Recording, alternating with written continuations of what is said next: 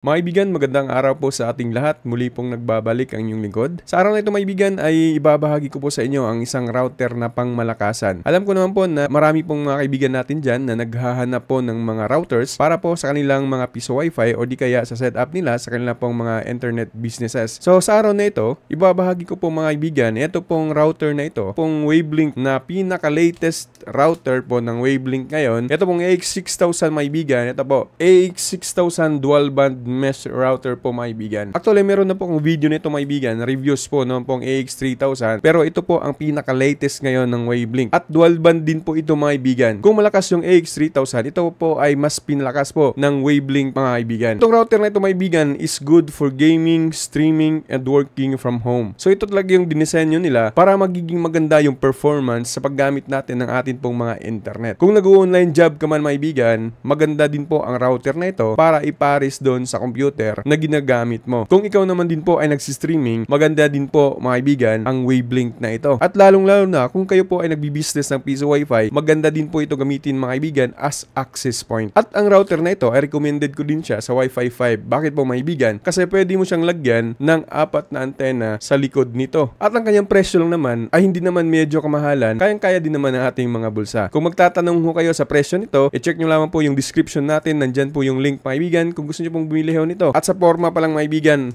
talagang makikita mong astig na astig ho talaga yun pong router na ito. So simple lang naman po gamitin ito mga kaibigan. Syempre, lalagyan natin dyan ng power supply. Ilagay nyo po dito yung inyong cable papunta doon sa ISP or internet na gamit ho ninyo. At ganoon din sa ating piso wifi, ilagay nyo lamang po yung UTP cable dito sa WAN papunta doon sa ating pong USB LAN. At pwede na po nating dagdagan dito ng mga other pa na mga antena na gusto ho natin. O nga pala, ito po ay may kasama na din pong isang UTP cable at isang power supply na 12 volts po mga kaibigan. Ngayon, kung gusto nyong gamitin as access point doon sa ating piso wifi, ituturo ko po sa inyo ngayon kung paano siya i-set as access point para po sa ating pong mga piso wifi. So tara, so ganito lamang po ang ating gagawin mga kaibigan kapag iset ho natin siya as access point.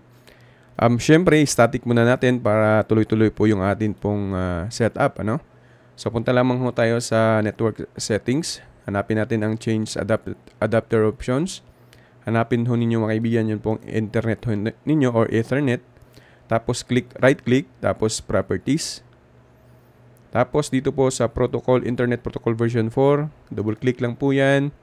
Tapos click natin yung use the following IP address. Yung IP address default nito is 192.168.20. Tapos lagay lang natin ng 5 dyan po mga kaibigan. I-click lamang po ang subnet mask, automatic yan. Click OK. OK. Tapos punta ho tayo sa browser ho natin. So i-type natin dito yung kanyang default admin or default IP 192.168.20.1. So yan po ang kanyang default IP address ng Wavelink mga kaibigan na router. Okay, so yan yung makikita natin. Click lamang po ang experience now. Ayan. Tapos i-manual configuration lamang po natin mga kaibigan. Click.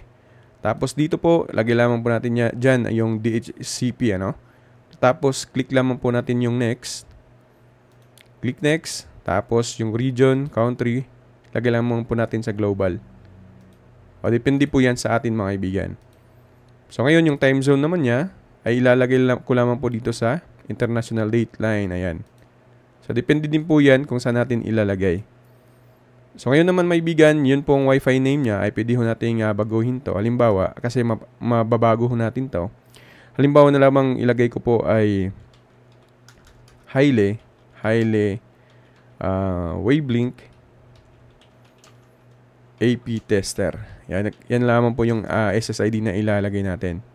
Or depende po yan sa inyo mga kaibigan, depende po sa inyo. Akin to. Kaya yan po yung akin nilagay. Yung password naman, lagay ko lamang po ng 123456789. So, ayan. Temporary lang yan. Click save. Okay, so magre-refresh po yan mga kaibigan pagkatapos po nito. So, pag natapos yan, i-refresh lang natin at yun po yung gamitin natin na password, ano. So, ito mga kaibigan, 100% na po siya. So, please refresh. I-refresh na ho natin. Click yung refresh. So, yung password, lagay ko lamang po yung password na ilagay natin kanina. So, click login. So, yung password mga kaibigan na nilagay ko kanina is 123456789. So, depende yan sa inyo, okay? So ngayon naman, punta tayo dito maibigan sa network. Eto maibigan. Ay wait lang. Dito tayo maibigan sa wireless. Tapos click natin yung encryption method dito. Kailangan natin yan na i-open kasi access point ay po yung atin pong gagamitin dito. Pagkatapos nyan, click lamang po ang save. So hintayin lang natin na ma-save po maibigan. So pagkatapos maibigan na ma-save ho natin to.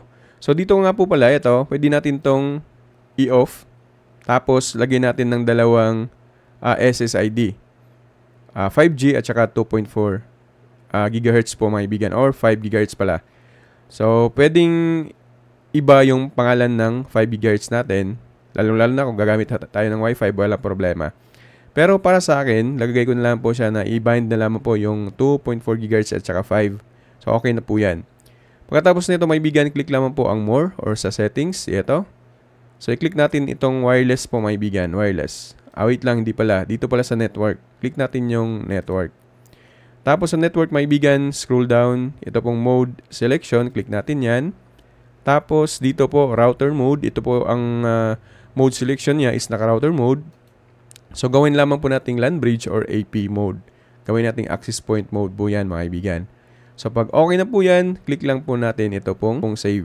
Click apply. Tapos, hintayin lamang po natin na matapos po yan, mga kaibigan. So, ayan po, mga kaibigan. I-click lang po natin yung refresh kasi 100% na po yan. Refresh lamang po natin at mababalik ko tayo dito at pwede na po natin gamitin ito sa atin pong access point. So, wala na po tayong ibang gagalawin po dyan, mga kaibigan, kundi iset up natin siya sa atin pong piso Wi-Fi. Nga po lang maibigan, dagdag kalaman lamang po na itong atin pong ginagamit ngayon na router, ito pong X6000 dual band mesh router, ito po ay mas pinalakas po ng wavelength po mga kaibigan. Kasi ito po, ang kaya niyang i-handle is up to 6 gigabit per second. Ano? Napakalaki nga po talaga nung speed na pwede natin gamitin dito.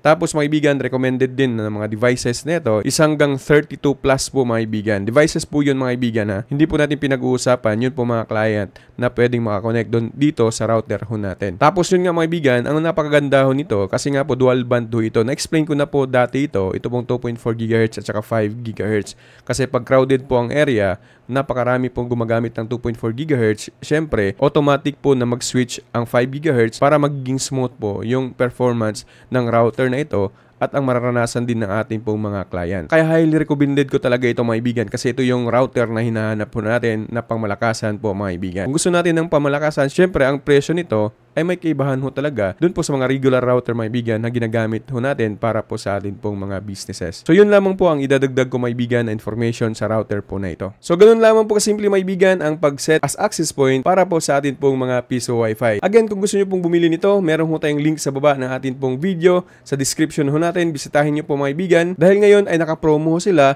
at nang sa ganun ay makaka-avail ho tayo. Sa lahat po ng ating mga kaibigan dyan na bago pa lamang sa atin pong YouTube channel, huwag ho nyo kaligtaan na mag-subscribe, mag-like ng ating video, mag-share ho ng ating video mga kaibigan at syempre, huwag ho nyo kaligtaan na mag-hit or mag-click po ng ating pong notification bell at nang sa ganun, sa lahat po ng ating pong mga bagong video tutorial na i-upload ay magiging aware ho kayo. Again and again, magandang araw po sa ating lahat and God bless us all.